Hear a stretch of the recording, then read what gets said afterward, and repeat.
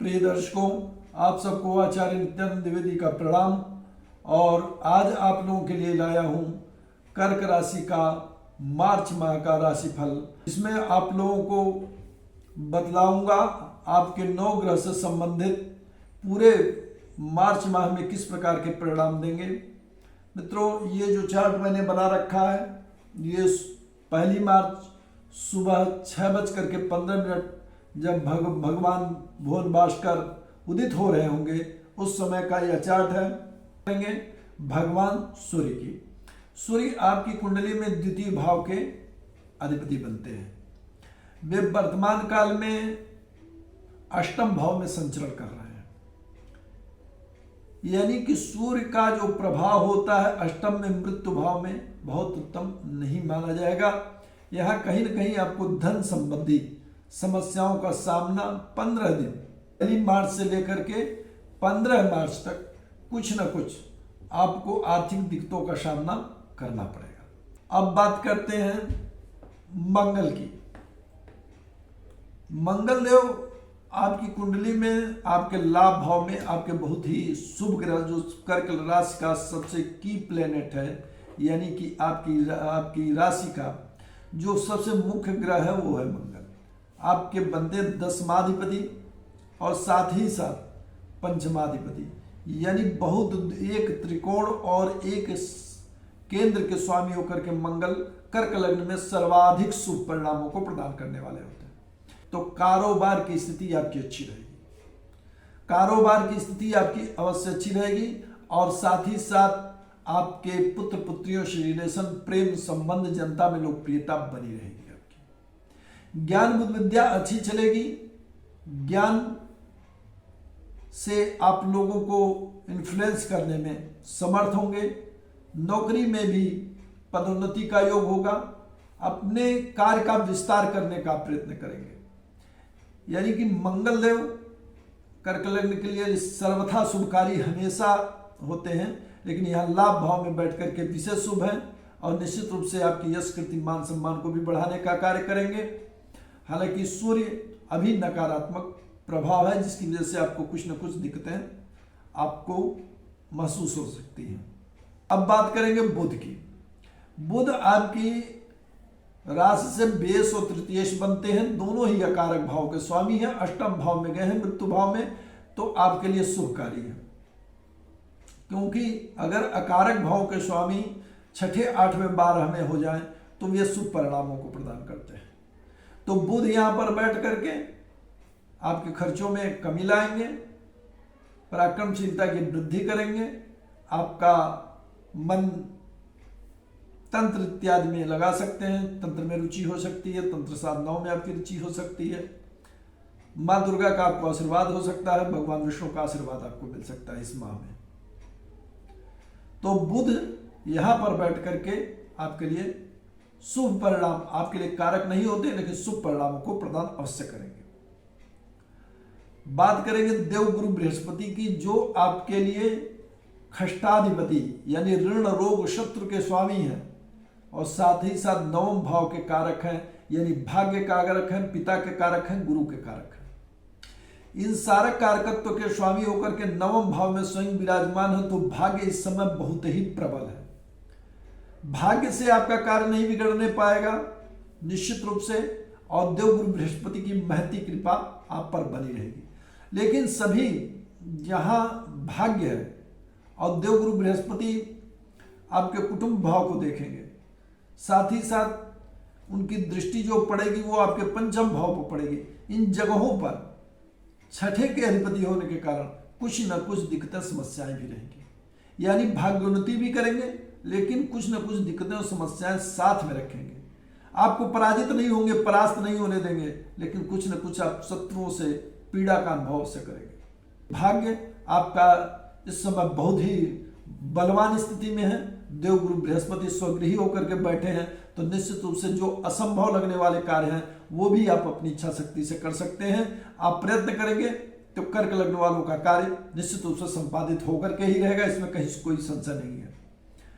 मित्रों, अब बात करेंगे आपके शुक्र की। शुक्र आपकी राशि से लाभ भाव के अधिपति, 11वें भाव के अधिपति और चतुर्थ भाव के शुक्र के मां भूमि भवन वाहन के सुख के अधिपति हैं। तो भूमि भवन वाहन खरीदने या उसकी साज सज्जा या उनकी मेंटेनेंस पर आप रुचि लेंगे। नए वाहन खरीद भी सकते हैं, नए मकान जमीन जायदाद खरीदने का भी अवसर आपको आ सकता है। साथ ही साथ माँ के स्वास्थ्य में सुधार हो सकता है, माँ का सहयोग मिल सकता है, स्त्री वर्ग का सहयोग मिल सकता है। इस कालखंड में आप कहीं तीर्थ यात्रा पर भी जा सकते हैं, क्योंकि जब दो देवगुरु बृहस्पति और शुक्र दोनों ही नवम भाव में होंगे तो किसी न किसी प्रकार की छोटी या बड़ी तीर्थ यात्रा आपकी अवश्य कराएंगे।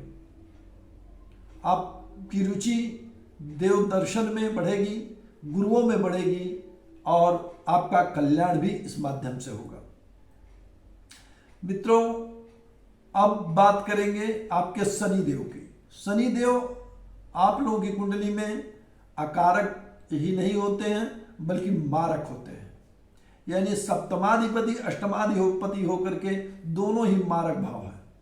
दोनों ही मारक भाव के स्वामी होकर के स्वयं अपनी मूल त्रिकोण राशि में संचरण कर रहे हैं, तो आपको अपने भावों से संबंधित तो ज्यादा कष्ट नहीं देंगे, यानी सप्तमेश से संबंधित कुछ तकलीफें दे सकते हैं, लेकिन जो जहां तक की आयु की बात है, आयु आपकी सुदृढ़ बनी रहेगी, यानी आयुष्य आरोग्य आपका ठीक बना रहेगा। लेकिन उनकी दृष्टि जो 3 दृष्टियां हैं शनि की जो बड़ी महत्वपूर्ण होती है, बैठने का स्थान भाव, तो शनि यहां पर उत्तम फल देंगे। सप्तमेश से संबंधित फलों में कुछ न्यूनता ला सकते हैं, क्योंकि जहां सप्तमेश अपने स्थान से द्वितीय भाव में होगा शुभ परिणाम देगा, लेकिन शनि स्वयं आपकी राशि से अष्टम में होंगे। इस कारण से सप्तम से संबंधित यानी जो गृहस्थ जीवन है, जो आपका पार्टनरशिप का व्यवसाय है, इससे संबंधित कुछ समस्याएं भी आप महसूस कर सकते हैं, आपके संज्ञान में आ सकती हैं। और बात करेंगे दृष्टियों की। दृष्टि यहां से देखेंगे आपके दशम भाव को, यानी कि मेष राशि में देख रहे हैं, तृतीय दृष्टि दे रहे हैं, तो तृतीय दृष्टि नीचतम दृष्टि पड़ेगी, यानी कि कुछ न कुछ बाधाएं आपके कार्यों में। मंगल लाभ भाव में बैठे उच्च का होकर के, देवगुरु बृहस्पति की सहायता मिल रही है आपको, लेकिन शनि देव कहीं न कहीं आपको अवरोध निश्चित रूप से करेंगे, और वो भी तृतीय दृष्टि दे रहे हैं। साथ ही साथ जो है मेष राशि पर, तो आपके कार्यों में अड़चन और बाधाएं लाएंगे शनिदेव। साथ ही साथ जो दृष्टि देंगे वो देंगे आपके द्वितीय भाव पर, यानी धन का संग्रह नहीं होने देंगे। धन का संग्रह, धन आएगा आपका लेकिन वो खर्च हो जाएगा। द्वितीय भाव पर भी दृष्टि रहेगी शनिदेव की, वो भी उत्तम नहीं होगी। उनकी दशम दृष्टि पड़ेगी आपके पंचम भाव पर, यानी कि मानसिक संताप, मानसिक तनाव का भी सामना आपको करना पड़ेगा। और शनिदेव यहां पर लगभग अभी 1.5 से 2 साल बने रहेंगे। पहले भी वो यहां पर थे, उसके बाद वक्री होकर के मकर में गए और मकर से पुनः आए हैं, तो फिर भी यहां पर 1.5 से 2 साल तक रहेंगे। तो इन जहां जहां दृष्टियां वो दे रहे हैं उन बारे में आपको अधिक मेहनत करनी है। शनि देव का यही है कि जहां जहां देखते हैं वहां आपको नकारात्मक परिणाम प्रदान करते हैं, और साथ ही आपको अति मेहनत करने की वहां पर जरूरत है, उसका अधिक से अधिक ख्याल करिए, नहीं तो आपके कर्म क्षेत्र को बिगाड़ेंगे, आपके धन संग्रह को बिगाड़ने वाले हैं, आपके पुत्र पुत्री से रिलेशन प्रेम संबंध बिगाड़ने वाले हैं, आपको मानसिक संताप देने वाले हैं। क्योंकि बलवान भी होंगे तो जो फल प्रदान करेंगे वह भी अधिक मात्रा में प्रदान करेंगे, चाहे शुभ प्रदान करें या अशुभ प्रदान करें। बैठने का भाव उनका शुभ है, जहां भी शनि बैठते हैं वैसे भी शुभ परिणाम प्रदान करते हैं, लेकिन फिर भी वो त्रिकोण राशि में बैठे हैं, कुछ भाव कुछ चीजों के लिए आपको तंत्र इत्यादि से संबंधित कार्य करते हैं, तो उसमें आपकी रुचि बढ़ा सकते हैं, उससे संबंधित सफलताएं दे सकते हैं, आपके आयुष आरोग्य की वृद्धि करेंगे। लेकिन बाकी जहां जहां देख रहे हैं वहां कुछ कुछ न समस्या लाएंगे। अब शनि की ही तरफ फल देने वाले ग्रह राहु की बात कर लेते हैं। जिस कुंडलियों में शनि देव कारक नहीं होंगे वहां राहु भी शुभ परिणाम नहीं प्रदान करते हैं। यानी कर्क राशि की कुंडली को, कर्क लग्न की कुंडली हो या कर्क राशि की कुंडली, उसके लिए राहु अकारक ही फल प्रदान करते हैं, यानी बहुत शुभ परिणाम नहीं प्रदान करते हैं। यदि मंगल से मैत्री न हो तो और अधिक दुष्प्रभाव प्रदान करते हैं। वर्तमान कालखंड में मार्च माह में राहु और मंगल की मैत्री बनी हुई है, तो मार्च माह में तो आपको अधिक दिक्कतों का सामना नहीं करना पड़ेगा, राहु आपका सहयोग करते रहेंगे। राहु का मूल परिणाम दशम भाव में होने से और शनि की भी दृष्टि पड़ने से आपको कुछ न कुछ समस्याएं आने वाली हैं। आपके जो मेष राशि होती है हमारे मस्तिष्क का भी प्रतिनिधित्व करती है, तो कर्क राशि वालों को इस समय विशेष सावधान रहना चाहिए। मस्तिष्क में चोट लगने की भी संभावना हो सकती है, साथ ही साथ सर दर्द इत्यादि की समस्याओं से भी आप ग्रसित हो सकते हैं।